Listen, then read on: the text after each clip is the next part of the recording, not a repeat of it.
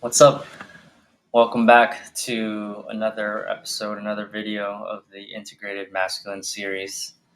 So, today we are going to talk about quantifying with KPIs. So, in the DMAIC, the Lean Six Sigma order or framework, you define what the problem is, and we go through that a lot in opportunity framing, and then you measure. So, you have to figure out quantifiable metrics, like what exactly are you measuring, and then be able to improve from there. So that's where we are now. We're in the measure phase because you can't improve what you don't measure, right?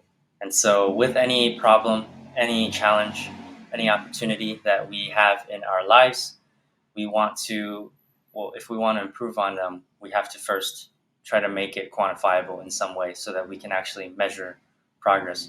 Otherwise, it just becomes very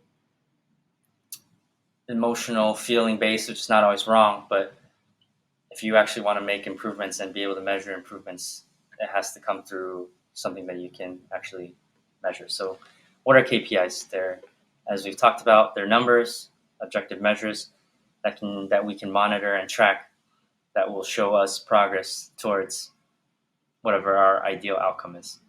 So we've defined success now in a smart way, which is to make it specific, measurable, achievable, realistic, and timely. So we need to figure out, okay, exactly what metrics are we going to use that show us what problem we have and guide us towards a solution. And then we need to keep track of these on a consistent basis to see how well or how not well we're doing. And the right numbers will reveal the often harsh truth of reality. Sometimes the truth hurts, but it's an honest picture and will allow us to actually make progress. So, what are some good components of a good KPI? Again, they're specific, they're measurable, we can control them, we can understand them, and they drive results. There's also a difference between leading and lagging KPIs. So, most times people will focus on a lagging KPI. So, for example, if I want to lose weight, losing weight or my overall weight is a lagging measure. It's kind of like the end result.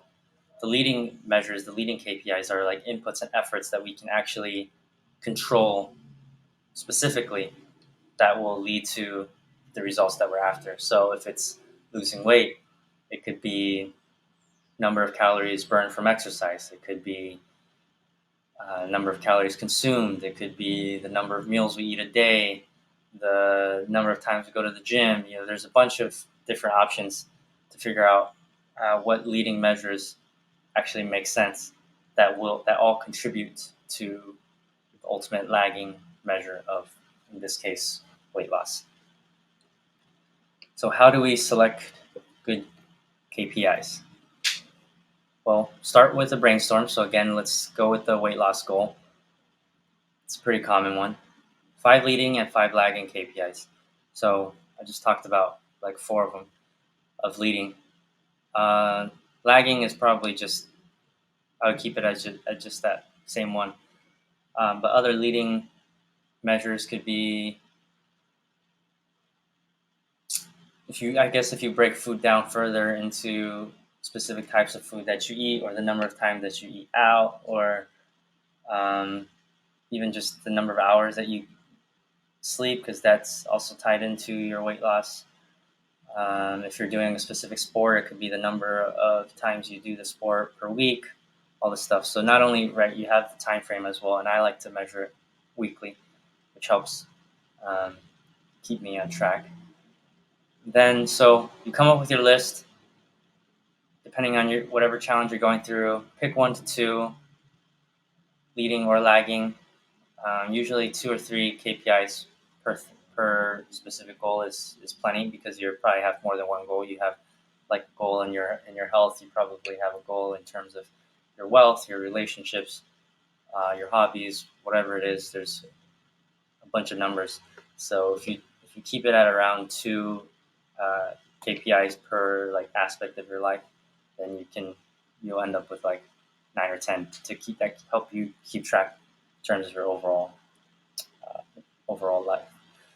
And then you want to assign an owner for each one. So this specifically matters in teams, in companies, but even if it's a personal KPI, if you have coaches, if you have a partner, like it helps to divvy up and know who's actually in charge of driving that KPI. Someone always needs to be responsible, ultimately. And so if you're married, for example, one of you might keep track of net worth, one of you might keep track of one person's usually got the finances, so like the net worth. One person might be keeping track more numbers related to children, if you have children, or to travel, or to lifestyle, or whatever it may be.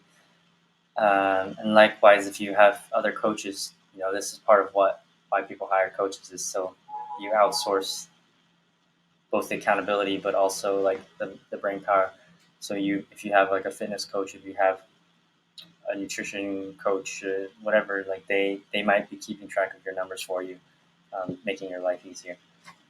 So lastly, you want to keep track of these. Again, I like to do it every week, but have some sort of dashboard. And I have a dashboard that I got from when I was working with 2X, and they did it for companies, but I use it just for my personal life. In terms of keeping track of the numbers, you can find that template at the link below, pygmilliard.com/masculine. It's Pygmilliard template, and that's something that I created that has the KPI dashboard, but it also has all the other tools that I use to implement everything that's in this book, The Integrated Masculine. And you'll pick KPIs, and as your life develops, you'll have new goals and new focuses, and things might change, and you can adjust the target numbers and all that stuff as well as you continue. So take a look at it. I can actually show you what it looks like here. I don't even know if it'll show. No, because I'm on my current tab.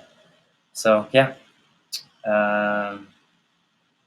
hope you enjoyed that one. I will see you in the next one.